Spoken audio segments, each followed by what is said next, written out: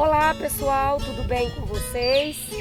Hoje, eu, professora Nayara, professor Jefferson, estamos aqui sendo muito bem recebidos pelo Grupo Shimohira, em nome do engenheiro agrônomo e técnico agrícola também, né, Vinícius? Isso.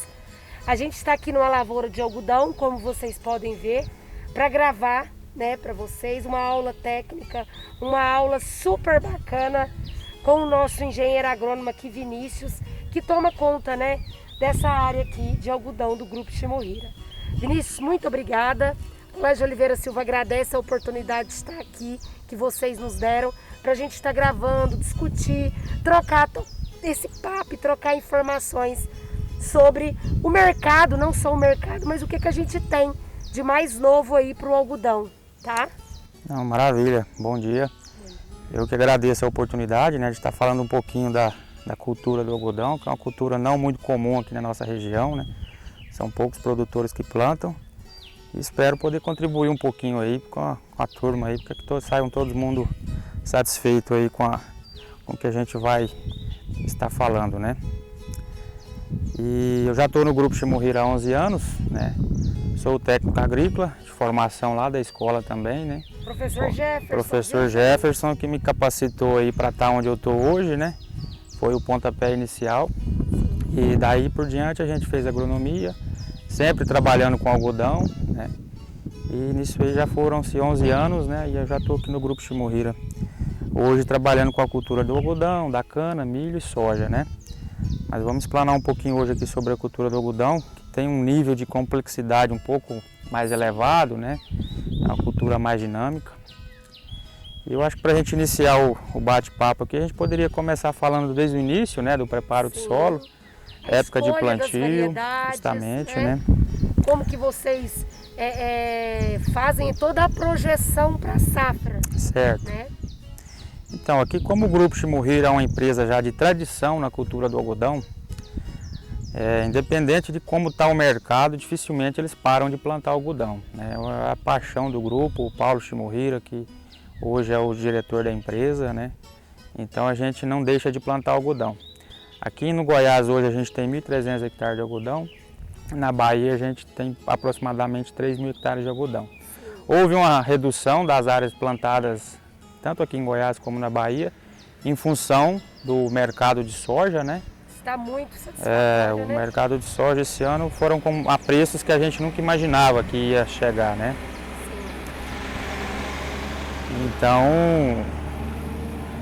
Então a gente resolveu reduzir um pouquinho a área, principalmente na Bahia, que é onde a gente tem uma maior área de plantada. Lá são 10.000 hectares de lavoura, a gente vai plantar 7.000 de soja e 3.000 de algodão. Aqui em Goiás houve uma redução bem menor. Então, em função de mercado, a gente analisou essa viabilidade de soja lá na Bahia e resolvemos reduzir a área plantada lá. Aqui em Goiás a gente planta já nessa fazenda algodão já há alguns anos, A gente está começando já um trabalho de rotatividade por conta desse processo de se plantar algodão por vários anos. Sim. A gente nota que o manejo vai se tornando insustentável, Apesar do grupo ter algodoeira para beneficiar o próprio produto, o arrendo aqui nessa região é um pouco mais caro em função da cultura. E em função do mercado de soja aí também, que puxa um pouco esses arrendos. Por isso que ficou difícil essa tomada de decisão de parar de plantar algodão para colocar soja, até milho. Mas agora, esse ano, em função do preço da soja, se torna interessante, Mas, no entanto, a gente ainda continua plantando algodão. Aqui na fazenda a gente inicia o algodão em finalzinho de novembro, A gente tem que respeitar o período de vazio sanitário na cultura do algodão, que aqui se inicia em setembro e finaliza dia 25 de novembro. É quando abre a janela para plantio do algodão. Esse vazio sanitário é em função do bicudo, que ainda continua sendo a pior praga do algodoeiro, Mas antes de abrir a janela do plantio, a gente faz todo o processo de preparo do solo, Porque o algodão hoje existe duas formas de destruir a soqueira dele, ou mecanicamente ou quimicamente. Como a gente colhe algodão ali na época de agosto, julho, agosto, que são as janelas que a gente colhe mais, onde é o período da colheita mesmo, a gente não tem uma condição tão favorável de clima e umidade no solo para fazer a destruição 100% com herbicida. Então a gente se faz necessário fazer o uso de grades, para fazer a destruição. a gente colhe o algodão, faz uma roçagem. E logo em seguida... Isso, a gente roça com o Triton, né? E depois vem com a grade pesada, subsolação, grade intermediária. Então com essas 3 operações aí a gente deixa a área pronta para receber o milheto, que a gente faz antes do plantio do algodão, né? A gente, por volta ali de setembro, a gente já semeia o milheto no pó. Quando vem as primeiras chuvas a partir de outubro, esse milheto germina. Como é uma planta de ciclo bem rápido, Isso. né? E aí esse milheto é só com o intuito de formar palhada mesmo, a gente não colhe semente, né? Mas Vinícius, vocês já conseguiram observar que quando se vocês conseguissem fazer essa destruição da soqueira toda química e essa que faz o revolvimento do solo, vocês conseguem observar diferenças em produtividade? Sim, a gente já vem fazendo uns trabalhos, inclusive esse ano a gente tem um talhão que a gente colheu o algodão, fizemos um manejo de soqueira de forma química, fizemos 2 aplicações sequenciais com herbicida 2,4-D, tivemos um controle excelente na parte de soqueira, não tivemos rebrota, plantamos soja, plantamos milho e vamos vir com algodão agora ano que vem, no final desse ano, aliás, né? E a gente já fez plantio de algodão em anos anteriores em área de plantio direto e o algodão produziu super bem. Então, assim, já é um indicativo que a gente não há necessidade de estar fazendo essa remoção no solo todo ano. Então a gente pode tentar, nas áreas onde a gente abre a colheita, que o algodão tem um tempo maior de rebrote, ainda tem um pouquinho de umidade, nessas áreas a gente pode fazer o manejo químico, até mesmo para maneirar o operacional, porque é um serviço muito pesado, lento, serviço de gradiação. Então a gente está estudando essa possibilidade de metade da fazenda a gente fazer a destruição química, metade mecânica. E no próximo ano a gente inverte esse quadro. Sim, e aonde você fez mecânica, você vai fazer química? Todo ano, provavelmente eu acredito que a gente não consiga fazer por vários anos consecutivos o manejo químico, até por conta pelo nível de compactação. A não ser que a gente consiga entrar com algumas plantas de cobertura, por exemplo a braquiária, para a gente estruturar um pouco o solo para estar fazendo esse manejo, né? Porque, pessoal, a cultura de algodão, ela tem muita exigência de maquinários, né? Justamente. Praticamente, vocês entram dentro de uma área dessa, nessa quantas vezes? 2 vezes na semana? Justamente, o algodão fecha o ciclo aí com em torno de 17 a 20 aplicações, né? De pulverização. Sim. E aí tem a parte de cobertura, que a máquina entra em torno a 5 vezes, né? Então, é uma cultura que o solo torna-se muito compacto, justamente, né? Devido à entrada de maquinários. Claro que eles fazem, eu imagino que aqui vocês tentam diminuir a largura de pneus, né? Trabalhar com esse tipo de coisa para tentar diminuir esses impactos. Isso. Mas mesmo assim vocês ainda têm problemas de compactação. Tem problema de compactação, até devido ao próprio uso de preparo de solo todo ano, né? A gente vai pulverizando o solo, vai quebrando mais as partículas, a tendência delas se agregarem fica mais fácil. E é uma cultura que não exporta tanta matéria orgânica para o solo, igual principalmente o milho, né, a soja. Então é uma situação que a gente tem que se estudar mesmo, virar essa chave aí para tentar buscar alternativas para não ter que estar todo ano preparando o solo. Sim, e para isso, como se diz, a gente que está no campo, né, ver outras formas, estudar, para isso que tem os ensaios, né? Justamente. Nós temos aí no mercado vários pesquisadores em busca disso. E para isso a gente tem que estar sempre aberto para fazer esse tipo de ensaio para tentar buscar a melhor forma de não prejudicar tanto o solo. Isso. E, consequentemente, ter colheitas satisfatórias. Perfeito. Há pouco tempo atrás, né, Vinícius, não sei se ainda está sendo utilizado, houve uma tendência do plantio adensado do algodão, né? Sim. Vocês já fizeram plantio adensado ou vocês sempre trabalham com esse espaçamento? Fizemos o adensado já uns 4 anos atrás, tentamos fazer. O grande problema do adensado é porque não se conseguiu fazer um método de colheita eficiente, né? A gente adaptou algumas colhedoras, veio algumas máquinas de fora aí da Argentina com um sistema de colheita diferente, mas não funcionou tão bem. Então não foi uma metodologia de plantio que evoluiu por conta disso. A colheita colhia o algodão quase que no rapa, como que a gente vulgarmente falando, ia tudo junto, sabe? Capulho com as impurezas. Então a gente não conseguia uma fibra de qualidade. E, então não evoluiu, viu, professor? Isso aí não... Hoje vocês trabalham com espaçamento de quanto e quantas plantas por metro? Nosso espaçamento aqui hoje é um espaçamento meio característico do grupo Chimurrira. O espaçamento comum é 0,76 a 0,90, aqui é 0,86. O grupo chegou nesse espaçamento aí, ficou um meio termo, né? Então é 0,86 entre linhas, 86 centímetros, com um stand final de 6 plantas. De 5,5 a 6 plantas é o que a gente quer, né? É um stand relativamente baixo, comparado com talvez algumas outras propriedades, mas a gente entende que o algodão, depois desses avanços genéticos aí, praticamente todos os materiais que a gente cultiva têm um potencial de engalhamento muito forte. Então a gente consegue reduzir esse stand populacional, explorar esse potencial de engalhamento. Antigamente chamava-se ramos ladrões, hoje já não é mais. Esses ramos laterais produzem muita estrutura reprodutiva e isso a gente consegue produzir muito bem, reduzindo o stand em 30%, né? Até mesmo 40% do recomendado. Então a gente trabalha com 86 e população de 6 plantas finais por metro. Hoje vocês estão trabalhando com qual material? Aqui o grupo esse ano está com 100% BASF, era Bayer, agora virou BASF, né? A linha Faber Max. A gente também é multiplicador de semente para eles, né? É um dos motivos que a gente planta 100% BASF. Continua sendo uma empresa que, na minha opinião, ainda está na ponta aí em relação aos materiais, produtividade associado com qualidade de fibra, né? Que é o que a gente precisa. Não adianta só um material com teto produtivo alto, mas não tem valor no mercado e rendimento de fibra. Então aqui a gente está hoje com esse talhão onde a gente está aqui, é o Faber Max 944 GL. É um material tolerante a glifosato e ao glufosinato de amônia. Não tem tolerância à lagarta. Esse é o único problema dele. Porém, é um dos melhores materiais que se tem hoje a nível de Brasil. Produtivo, teto produtivo altíssimo e HVI excelente. Então, para valor de mercado, muito bom. Rendimento de fibra fica em torno de 40%, 41%.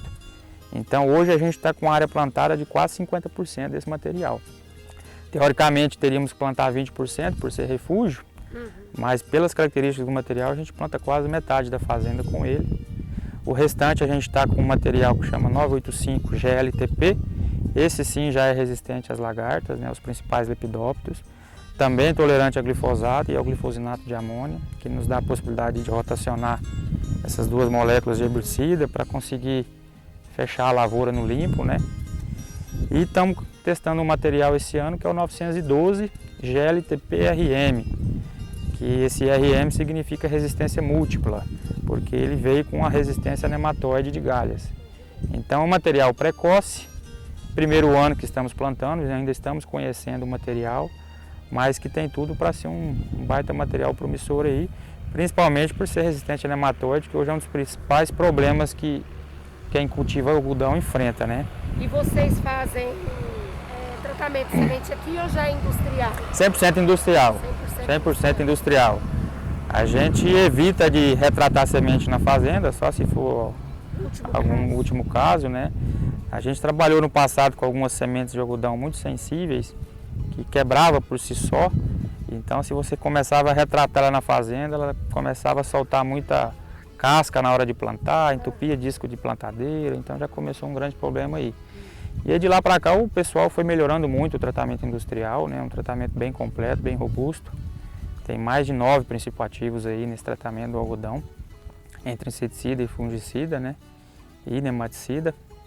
Então a gente confia nesse tratamento aí para o algodão ter o arranque inicial.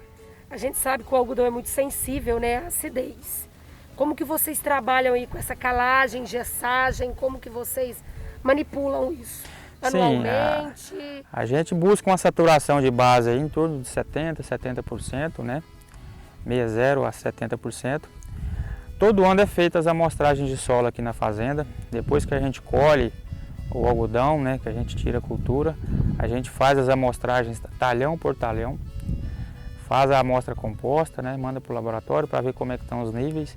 Se tiver necessidade, a gente entra fazendo calagem e gesso também, quando necessário. Vinícius, a gente estava falando sobre correção do solo, calagem, né, gessagem. Queria que você falasse para nós um pouco como que é feito o seu plantio. Você faz a adubação em sulco Ou vocês estão trabalhando com adubação a lanço antes ou depois do plantio? Como está sendo feito isso? Sim, nossa adubação aqui é 100% plantada ainda. A gente trabalha com adubação em suco, né? Esse ano a gente trabalhou com o formulado 94500, o MAP, né? Com um pouquinho de micro na formulação, 0,5 de boro mais 0,5% de zinco. Mas ainda a gente não adotou aquele sistema de fazer a lanço antecipado aí, né? A gente prefere fazer o adubo plantado. A gente nota que tem uma efetividade melhor, né? Então, aqui a gente trabalhou na dose de 150 kg por hectare. É uma dose relativamente baixa para a cultura do algodão, mas por conta do ambiente solo que a gente já tem. A gente tem níveis de fósforo altos, né, de potássio também. Então, na adubação de base, a gente trabalha só com o MAP. E foliares, consequentemente. Isso, e aí depois a gente faz o nitrogenado e o KCl na parte de cobertura, né? É por isso que eu estava te perguntando, justamente por causa do potássio, do suco de plantio, né? Uhum. Como ele saliniza muito, então vocês fazem ele posteriormente. Fazemos posteriormente. Aqui a gente trabalha com planejado aqui as nossas doses de cloreto de potássio que a gente trabalha, né? Vai de 220 a 250 kg por hectare. Quantos dias após o plantio? O cloreto a gente faz a primeira 40 dias após o plantio, né? A gente inicia com a primeira de ureia. A gente faz a primeira ureia também em torno de 300 kg por hectare que a gente definiu. Já a ureia a gente padronizou 300 kg em toda a área. Parcelado também. Parcelado. O algodão, como é uma cultura de ciclo mais longo, a gente nota que o parcelamento das coberturas tem um aproveitamento melhor. Principalmente do KCl, por conta dessas chuvas esporádicas que a gente está tendo, chove 70, 80, até 100 milímetros de uma vez só, e lixivia bastante, né? Então o parcelamento aí a gente consegue minimizar um pouco dessas perdas, né? Então a gente faz a ureia 100 quilos aos 20 dias de emergido. Com 40 dias de emergido a gente faz a primeira de KCl, metade da dose, 120 ou 125 quilos. Ali nos 55 dias a gente faz a segunda de ureia. Com 60, 70 dias a gente faz a última de KCl. Então com essas 4 parcelamentos aí a gente fecha o nitrogênio KCl e aos 100 dias de germinado a gente ainda faz uma cobertura complementar de 20,020 com sulfato, né, que é para realmente auxiliar o algodão ali naquela reta final, principalmente de enchimento do ponteiro, né? Então a gente trabalha com essas 5 coberturas, vamos dizer assim, em parcelamento, né, além da adubação de MAP do plantio. Beleza? Certo. Voltando um pouco na parte de antes do plantio, da dessecação, a gente está observando aqui na lavoura que nós não estamos vendo, por exemplo, capim amargoso, né? Algumas ervas que são hoje já resistentes ao uso do glifosato. Sim. Certo? Aqui vocês não têm problema com capim amargoso ou foi feito algum tratamento? Temos problema e muito problema. Por ser uma área que planta algodão há muitos anos, é natural ter problema com buva, capim amargoso, até a própria beldroega está virando um problema também, capim pé de galinha. São ervas que estão ficando difíceis de controlar. Nosso manejo aqui, a gente desseca o milheto antes do plantio, né? Uns 15 dias antes de plantar, a gente faz uma dessecação no milheto, já com inseticida para a lagarta junto, porque o milheto tem esse problema que hospeda muito a lagarta, principalmente spodóptero. Então a gente já faz um controle ali na dessecação para não ter dano logo no início, né, de lagarta danificando o algodão. Assim que a gente planta o algodão, eu venho fazendo um tratamento com pré-emergente. Atrás, independente de ser resistente a 2 moléculas de herbicida, a gente faz um tratamento com pré-emergente. Ou trifuralina, geralmente o que eu venho utilizando nesses últimos anos é a trifuralina na dose de 2 a 2,5, né, junto com o pós-emergente. Com Aurora, com Paraquat a gente já agora não pode usar mais, né? A opção que a gente tem, principalmente é o Aurora, que a gente vem trabalhando junto, ou um glifosato com uma dose bem baixa de flumizin, né? Para a gente realmente fazer o start inicial da cultura no limpo. Depois dos primeiros dias começa a germinar o banco de semente, né? E aí a gente faz a primeira com glifosinato de amônia, que é um herbicida de contato. Então eu preciso ter uma área mais aberta para conseguir ter eficiência no controle.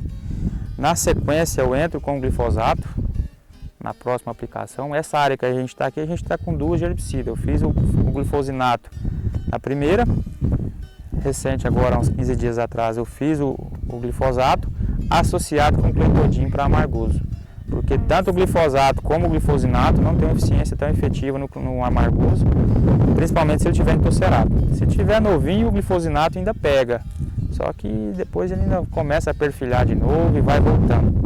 Então aqui eu fiz o glifosato associado com clethodim, na dose de 1 litro por hectare de clethodim, mais 3 de glifosato, para realmente dar uma limpada, que a beldroega também não estava conseguindo controlar com doses menores de glifosato. Quando você fez essa mistura do glifosato com clethodim, você não percebeu alguma incompatibilidade no controle de bulva ou do amargoso? Não influenciou em nada. Bulva sim, né? Bulva a gente não teve eficiência nenhuma. O glifosato já não pega bulva más e o clethodim é específico para as gramíneas, né? Então, bulva, as áreas onde tem bulva remanescente, a gente faz o glifosinato de amônia.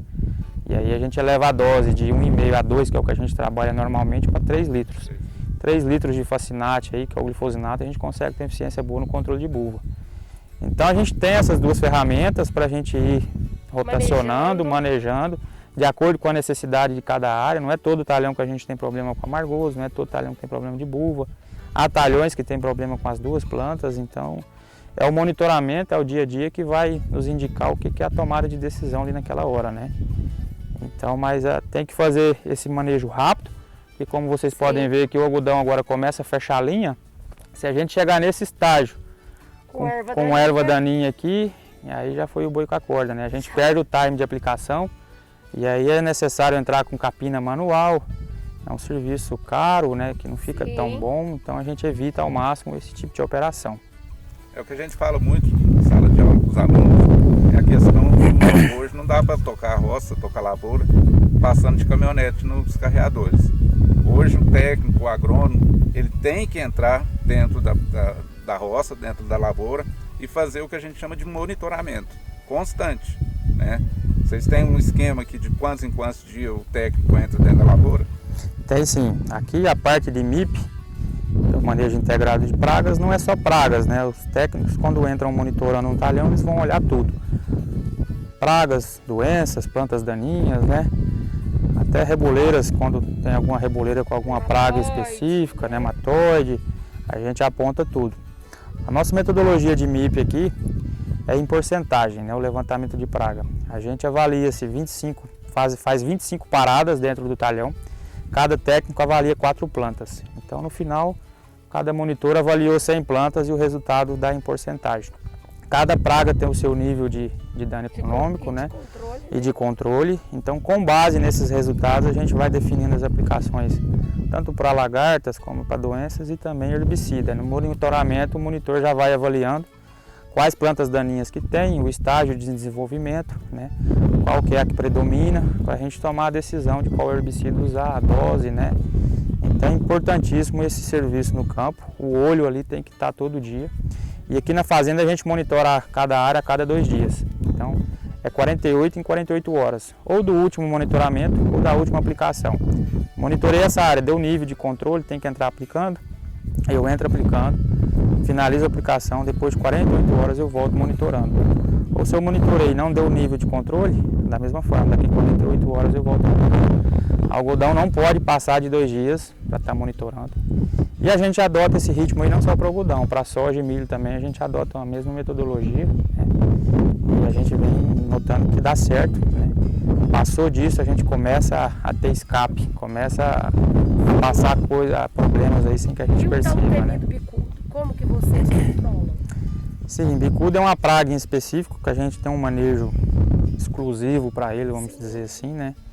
Começa lá no início com o armadilhamento pré-plantio.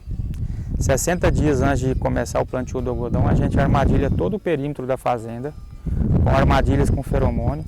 A gente coloca cada armadilha numa distância de 200 em 200 metros, justamente para a gente mapear a presença do bicudo. Então esse armadilhamento serve para isso. A gente tem uma noção como é que está a pressão do bicudo nessa safra, aonde o bicudo está entrando. Então a cada semana tem um monitor que vem, faz as leituras, quantifica bicudo por armadilha, gera um mapa de calor, onde a gente consegue visualizar onde é que ele está entrando, onde pegou um bicudo por armadilha, né?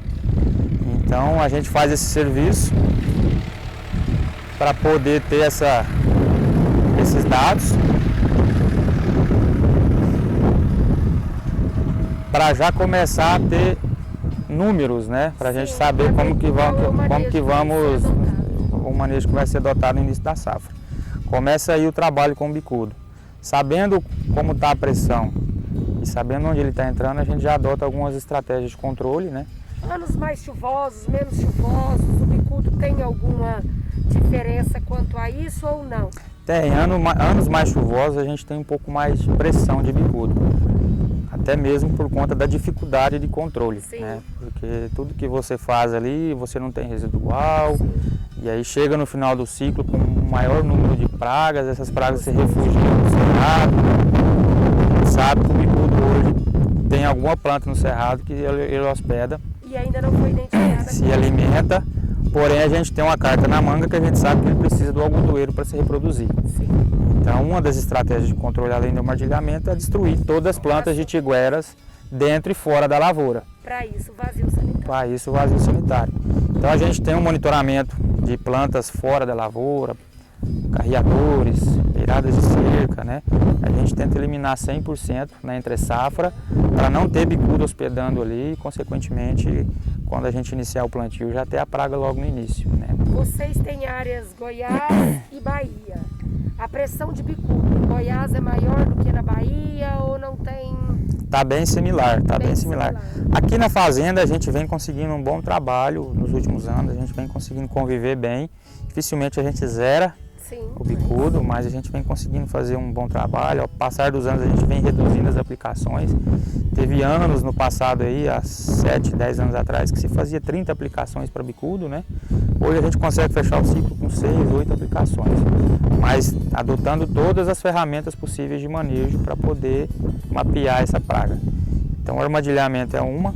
Logo no início da cultura, quando o algodão emite o primeiro botão floral, a gente faz a primeira bateria para bicudo, com o uso do Malathion, que hoje é o principal inseticida no controle dele. Infelizmente as ferramentas para controle do bicudo estão escassas, né?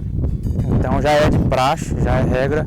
Nesse início, emitiu o primeiro botão floral, a gente faz uma bateria em área geral. Depois de 5 dias a gente faz a segunda. Depois de mais 5 dias a gente faz a terceira. Então, em 15 dias a gente faz 3 aplicações sequenciais, visando eliminar algum bicudo que porventura esteja no meio da área. Após isso, aí é monitoramento. A gente monitora as bordas, monitora junto com o monitoramento de pragas, os monitores vão procurando o bicudo, né? Aqui na fazenda a gente brinca que bicudo a gente não monitora, a gente procura. Porque se você achar um bicudo no monitoramento no meio do talhão, é sinal que o negócio já está feio. O bicudo sempre entra da borda para dentro.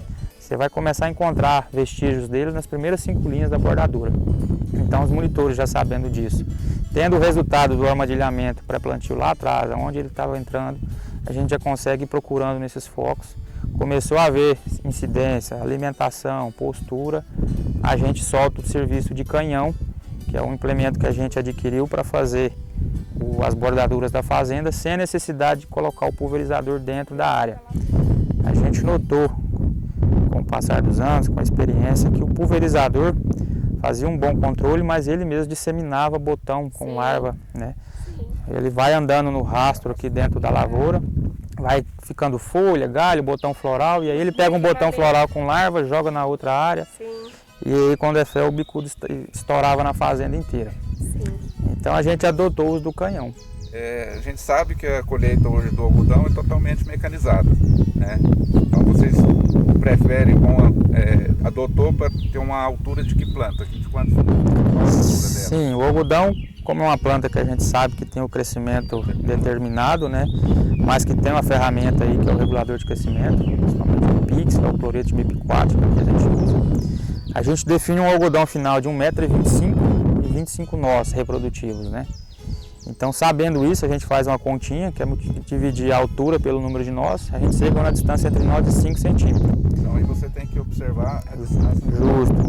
Justo. Sabendo essa distância entre nós, no dia a dia, os monitores vão fazendo esse monitoramento de fenologia. No monitoramento, pode. Mostra para eles aqui como que você faz a contagem dos nós. Certo. Aqui. Quando os monitores vão fazer as avaliações, a gente mede da base do solo até o ponteirinho aqui, onde está emitindo o último botão floral, e aí a gente conta os nós. A gente desconta os nós do cotilédone, que são esses que estão de frente um para o outro aqui, e daqui por diante a gente começa a contagem. Então a gente sabe que os nós dos cotilédones eles estão de frente, os outros são alternados. Então é fácil de saber essa diferença e não contabilizar eles. Então a gente conta 1, 2, 3, 4, 5, 6, 7, 8, 9, 10, 11, 12, 13, 14, 15, 16. Eu conto até o 17 que eu já consigo ver um botão formado. Tá? Então eu vou medir a altura em comprimento, né, em centímetros, dividir pela quantidade de nós para descobrir quantos centímetros está dando entre nós. Se tiver já ali próximo de 4, 4,5, já é um indicativo que o algodão está precisando já entrar com um regulador de crescimento. Né? Então isso é a função do técnico. É a função do técnico. Fazer o manejo e medir a distância entre um nó e outro para ver se tem necessidade de fazer o regulador. Justamente, ele vai contar os nós, medir a altura da planta, fazer a divisão da altura pelo número de nós para chegar na distância entre nó. Sabendo esse dado aí, a gente já consegue ter um parâmetro para definir a dose de regulador. O regulador também não tem dose certa, específica. É no dia a dia, é no olho, é chegar no campo, avaliar. Condição de clima tem que levar em consideração. Se você está prevendo um veranico ali de 15, 20 dias sem chuva, você não pode abusar na dose de regulador. Se está chovendo bem, tem umidade, temperatura, cobertura, já é um indicativo que o algodão vai desenvolver bem rápido. Então a gente entra com as doses maiores, mas a gente vai trabalhando subdose no decorrer da safra, de acordo com os monitoramentos, até chegar no ponto de 1,25 m com 25 nós reprodutivos. E é um padrão para vocês aqui da propriedade? Sim, é um padrão aceitável, um padrão que entrega um teto produtivo bom, né? Arquitetura de planta para colheita, para aplicação. E essa planta está com quantos dias? Essa fazenda aqui ela deve estar chegando hoje nos seus 70 dias. 70 dias de germinado. Você já fez regulador de crescimento? Já fizemos umas 3 aplicações de regulador. E até o final você acha que ainda vai mais quantos? Vai mais umas 4 a 5 aplicações, então, em doses parceladas, né? Tem que prestar bastante atenção nisso, né? Monitoramento, gente. Monitoramento. A palavra em algodão é chave. Sim.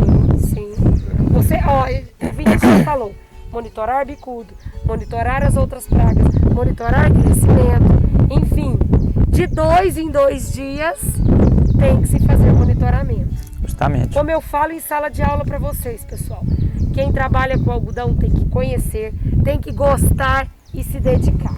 Não é uma cultura para preguiçoso. Não é, literalmente não.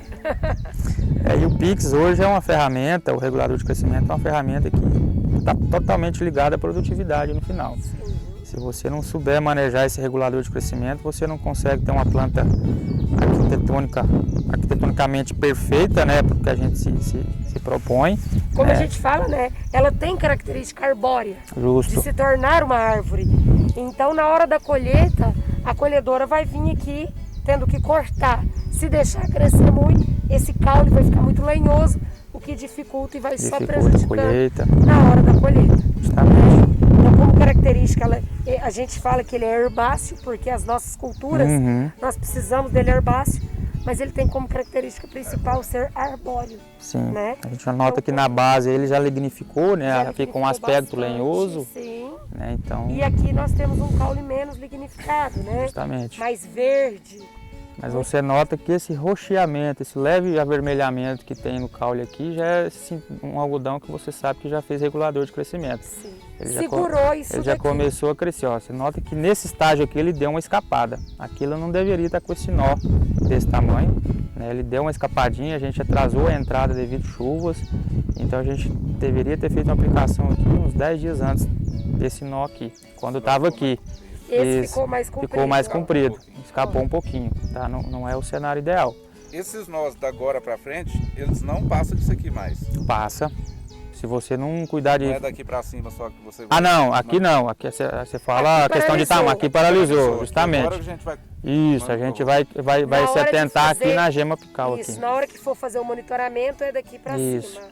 Um indicativo também do campo aí, do dia técnico, é a gente fazer isso aqui no algodão. Você dá uma balançadinha no ponteiro dele e vê que realmente tá fácil, né? Tá mole, tá flexível. É um indicativo que ele está puxando para vegetar, né? E então o uso de regulador é essencial para o pegamento de estrutura reprodutiva.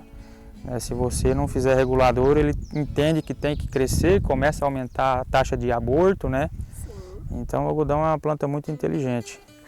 realmente.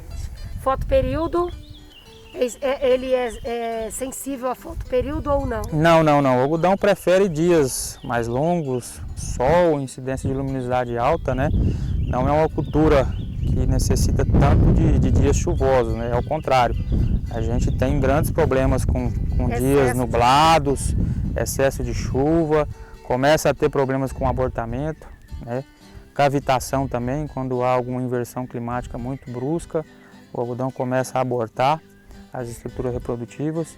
E por ser uma cultura que fecha muito a linha, né, a gente forma um microclima muito favorável ao desenvolvimento de doenças, né? Principalmente esses fungos saprófitas aí. Então, quando o algodão começa a formar a carga do bacheiro, que já fecundou a flor, que começa a formar maçã, e principalmente quando chega naquele período que ela começa a trincar para abrir o capulho, se a gente pegar dias chuvosos nessa fase, a gente tem sério problema com apodrecimento de maçã. Perdas que podem chegar aí acima de 50%. Então é complicado. Então a gente não quer muita chuva nesse período. Sim. Isso. Qual que é a diferença, explica para os alunos, dessa coloração diferente das flores? Certo. Que uma já foi fecundada, outra não? Como é que é isso? Perfeito, professor. Essa flor branca aqui, ela ainda não está fecundada. A flor vermelha já é uma característica que ela já fecundou. Provavelmente de hoje para amanhã ela já se desprega do botão e já tem a maçãzinha aqui, tá? A reprodução do algodão é autógama, tá? A gente tem os dois sexos na mesma flor. Hermafrodita. Tem uma taxa de reprodução cruzada muito baixa, em torno de 5%, mas 95% da reprodução é na mesma planta, né?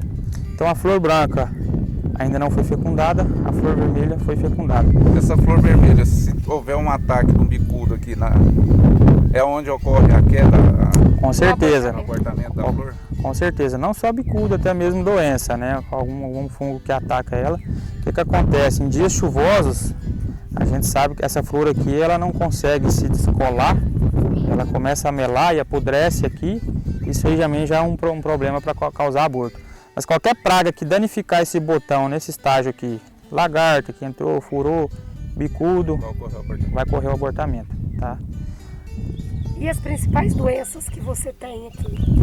Então, no algodão, vamos começar do início aí, a principal doença aqui que a gente tem é a mela, né? Ou tombamento, o seu principal agente causal aí é o Rhizoctone solane, né? Mas muitos já vêm na semente. O tratamento de semente segura muito pouco essa doença no início. Como aqui é uma área que a gente já cultiva algodão há alguns anos, a gente tem a presença, né, do inóculo no solo aí. Então a gente já sabendo, já é histórico, né, a gente já conhece a área. Aqui a gente adotou um manejo de aplicação preventiva. Quando o algodão já germinou 70% do stand que a gente quer, a gente já entra fazendo uma aplicação de fungicida, justamente porque a gente sabe que vai ter condição para mela. Tá em dezembro, nós temos chuva, temperatura, né? Então o fungo vai atacar. E como ele ataca o cotilédone, que é a única reserva que o algodão tem nesse começo, né? A severidade é muito alta. Em questão de 48 horas a gente já viu o stand de algodão reduzir em 100%, em questão de 2 dias. Então, conhecendo a gravidade dessa doença, sabendo que tem condição de clima, a gente adotou essa estratégia de fazer de 1 a 2 aplicações preventivamente. Quando o algodão está em 70% germinado, a gente faz ali, quando ele termina de germinar, se o tempo estiver dando condição, estiver chovendo bastante, a gente faz uma segunda, para poder segurar esse stand final de 7 plantas, de 6 plantas aliás, porque a gente planta com 7,5. Então o risco é a gente pode errar muito pouco para ficar com 6 plantas, a gente pode perder só 1,5. E aí a gente não tem só a mela, né? A gente tem elasmo no início, lagarta-rosca, spodóptera, né? Tudo tá ali para derrubar o stand. Então a principal doença que a gente tem que ter monitoramento e atenção é a ramulária, né? Que pode causar danos expressivos também se a gente não controlar.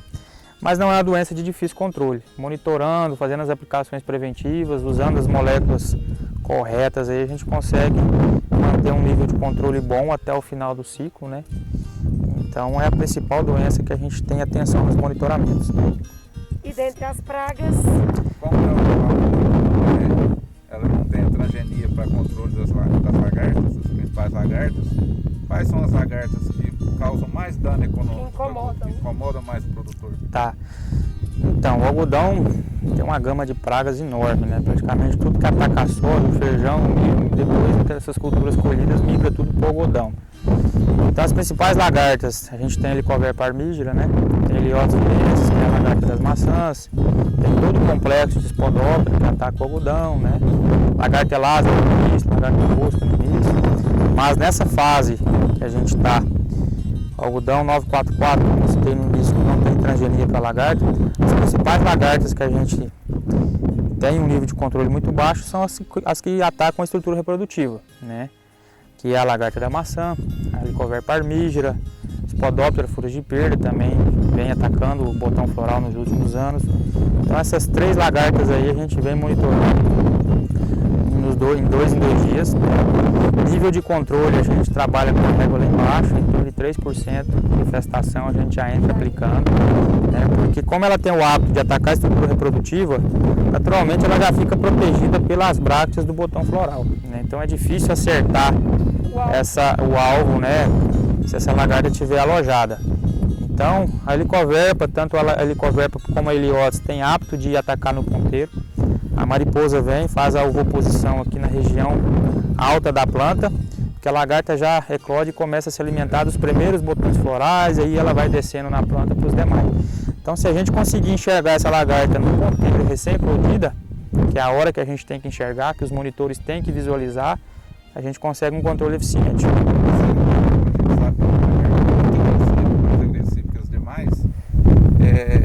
Qual o nível de dano econômico? É o mesmo também para todas? Ou achou 3% para Helicoverpa, 3% já devido à Helicoverpa parmígera.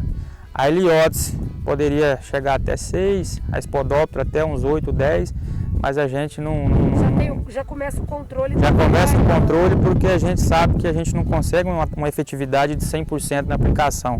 Se você encontrou 3%, aplicou, controlou 80% da infestação, na próxima aquela lagarta já não está recém-eclodida, ela já está de primeiro para segundo insta, já vai começando a ter dificuldade de encontrar moléculas que controlam ela, né? A gente esse ano está inovando, estamos começando com manejo biológico, o grupo construiu uma biofábrica própria, estamos trabalhando com bactérias tanto para manejo de sugadores, como manejo de lagartas e também de doenças. Então a gente já fez uma aplicação em toda a fazenda, com um complexo de bactérias aí visando esses 3 problemas. Deveríamos estar fazendo com mais frequência, mas é uma biofábrica só para atender todas as culturas, então a gente está com ela meio apertada nesse período, mas a intenção é a gente potencializar essas aplicações biológicas para diminuir o uso de química. A gente vem notando bastante eficiência nas fazendas que já são pioneiras nesse trabalho. O grupo SLC é um deles. A gente foi lá buscar essa biofábrica, conversou com os diretores lá, viu que está sendo eficiente. Tem talhões lá que eles estão conseguindo fazer 100% biológico de algodão, do começo ao fim, né, para pragas. Então esse é o futuro que a gente quer alcançar. É um caminho longo aí, árduo, justamente, né? E pensando em comércio, a pluma lá fora ganha um valor de mercado, uma visibilidade com certeza. A Helicoverpa parmígera, a gente sabe que ela migra muito rápido de um local para o outro. Aqui ao lado nós temos uma lavoura de soja. Se acontecer ali de ter um ataque de Helicoverpa, você já pode abrir o olho aqui no algodão também. Já. O que a gente faz, professor? Aqui a gente tem umas armadilhas luminosas que a gente monitora a incidência da mariposa, tanto da Helicoverpa como da Heliotis, principalmente essas. Só voltando um pouquinho, você comentou das principais pragas, aí a gente tem a falsa medideira, que é a Pseudoplusia, né, que causa um nível de desfolho altíssimo também, difícil controle, porque ela tem hábito de atacar no bacheiro, né. Então, das pragas que não comem estrutura reprodutiva, acho que uma das piores é ela e a Spodoptera eridani também, que desfolha bastante. Mas voltando no armadilhamento das mariposas, a gente coloca armadilhas luminosas na fazenda, com a luz violeta, que é uma luz bem atrativa. E aí a gente começa a perceber quando essas mariposas estão chegando na área. Começamos a ver incidência de mariposa de Helicoverpa, de Heliotis, de Plusia, né? Já é um alerta, a gente já fica atento, já calibra o olho ali no monitoramento para pegar mesmo essas lagartas começando a fazer, as mariposas começando a fazer a ovoposição, novinha, para a gente acertar a aplicação na hora certa, né? Então essas armadilhas auxiliam bastante nessa tomada de decisão. Falando da aplicação, está vendo um repórter trabalhando, fazendo a aplicação, vocês estão trabalhando com 75 litros por hectare. 75. Isso. A gente trabalha com 75 a 100, eu não costumo passar muito. 75 litros é um volume de calda aí que possibilita trabalhar com a calda um pouco mais concentrada. A gente consegue ter uma eficiência boa, né? Para alguns produtos em específico a gente pode estar aumentando, mas para bicudo a gente reduz essa vazão para 15, 10 litros por hectare. O pessoal, principalmente os alunos, eles têm uma visão assim de que quanto mais volume de aplicação, mais eficiente será o controle. Nem sempre, nem sempre, a quantidade é a concentração do Isso. Concentração de calda, né? A calibragem do pulverizador é essencial, né? Os Talvez bicos, né? Escolha de bicos. escolha de bico, tem que estar tudo correlacionado, né? Bico, vazão, velocidade, temperatura. Não adianta você colocar uma vazão de 150 achando que vai conseguir molhar bem, mas está aplicando a 35, 40 graus. Né? Boa parte disso evapora, né? Então, assim, tem vários critérios a serem seguidos para a gente ter uma aplicação de eficiência. E para bicudo, falando em específico de bicudo tem uma taxa de controle muito alta em concentração de calda. Então, com o pulverizador a gente consegue reduzir essa pulverização para vazão de 10, 15 litros, porque o bicudo, a principal forma de contaminação dele é por caminhamento. Então, se você tem o produto concentrado na folha ali, o nível de contaminação dele é bem maior e a gente consegue ter um excelente controle. Já para aplicação aérea para bicudo a gente faz vazão 2, né? Então é 1 litro de inseticida com 1 litro de óleo degomado, não vai água não. Então é a melhor aplicação que tem para manejo de bicudo. Se você for a nível Brasil, todo mundo faz essa aplicação. Tem algumas fazendas já fazendo vazão 1, só inseticida, e é o melhor controle. Então esse bicudo, se você fizer vazão alta, não tem eficiência. Produto jogado fora. Então você tem que ter essa concentração, principalmente no terço superior da planta aqui, que é onde ele tem o hábito de começar a atacar. Pragas de solo, nematóide, percevejo castanho. Aqui a gente não tem problema com percevejo castanho. É uma área que a gente prepara o solo quase todo ano, então por si só a gente já não tem tanto problema. Já o nematóide é um problema sério. Aqui a gente tem um grande problema com o nematóide de galhas, o Melodroide incógnita e também Rotilencos. E assim, esse foi o grande ponto da gente começar a trabalhar com biológico. Foi por conta do problema com nematóides. A gente tem uma carência de nematicidas químicos que realmente funcionam, né? O principal que a gente vinha utilizando era o Caduçafos, né? O Rugby da FMC. E a gente notava que ele tinha um efeito de choque satisfatório, mas depois de 20, 30 dias o algodão começava já a apresentar os sintomas, né? O raio de ação dele no solo era curto. Então a gente começou a trabalhar com biológico, primeiramente visando o nematóide. Então a gente tratou o suco todo de plantio, 100% da área de algodão esse ano foi tratado com bactérias, Bacillus subtítulos e o Amyllo liquefaciens. A gente associou essas duas bactérias visando o controle de nematóide. Colocamos também bactérias solubilizadoras de fósforo. Como a gente tem bastante fósforo no solo, boa parte disso ainda está retido, né? Então o manejo biológico entrou forte esse ano, a gente zerou o químico e aparentemente está dando resultado, né? A gente viu que o algodão onde tem pressão de nematóide, ele está conseguindo se sobressair melhor. Para o algodão que não tem inoculante para fixação? Não. Não. Tem uma bactéria. E voltando no nematóide, as tecnologias ainda não estão entregando tanto resultado. A gente está bem otimista em relação ao material Fabermax 912, é o que a gente está testando aqui esse ano, e a promessa é que ele realmente é tolerante a nematóide de galho, né? Então a gente colocou ele numa área ali de alta pressão para testar mesmo, né? E se realmente for um material que tem essa tolerância, vai ganhar um grande espaço aí no mercado e aqui dentro da propriedade também. Vinícius, nós vamos finalizar por aqui essa primeira parte da nossa aula, tá? A gente sabe que o algodão é um tema muito extenso, a gente pode ficar o dia inteiro aqui falando, que vão surgir novas curiosidades, novas coisas. Então, assim, a gente vai finalizar, porque a gente já falou de preparo de solo, de adubação, de pulverizações, da parte de inseticidas, fungicidas, as pragas, as doenças que atacam.